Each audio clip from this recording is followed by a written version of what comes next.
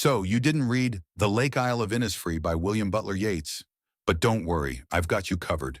Let me break it down for you in a way that really captures what the poem's all about.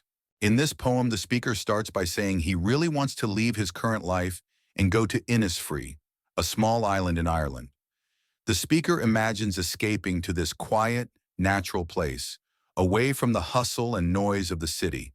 His plan is to live simply, in harmony with nature. He talks about building a small cabin out of clay and sticks.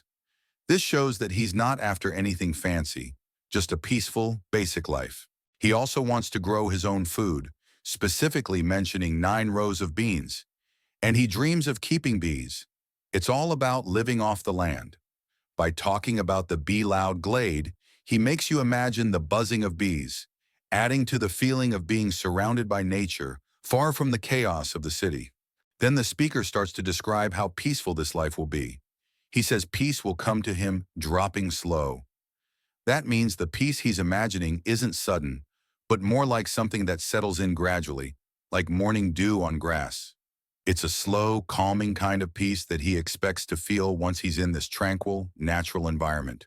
As he describes this life, he talks about how beautiful everything is. The quiet of midnight, the glow of noon, and the flutter of birds' wings in the evening. Time moves slowly in this world, and everything comes to him calmly and quietly. He wants this peaceful, simple life more than anything, and he imagines himself living it out on Inisfree. G is in sync with nature. It's a dream of a perfect, peaceful life where he can find the balance and calm he's missing in the busy, noisy city. But here's the thing. In the final lines, we find out the speaker isn't actually at Inisfree. He's standing on a gray pavement in the city, but in his heart, he can still hear the water lapping against the shore of the lake. This tells us that the peace of Inisfree isn't just about physically going there. It's also something the speaker can carry with him inside, even while stuck in the city. It's a mental escape, a place of peace he can return to in his thoughts whenever he needs it. The poem really contrasts the noise and chaos of city life with the quiet, slow rhythm of nature. Yeats uses simple, vivid images to make Inisfree feel like an ideal retreat, where time is slower and everything is more peaceful. It's about the universal longing for a simpler life, away from the stress and pressure of the modern world. Even if the speaker never physically gets to Inisfree, it exists as a kind of mental refuge, a place he can always return to in his imagination.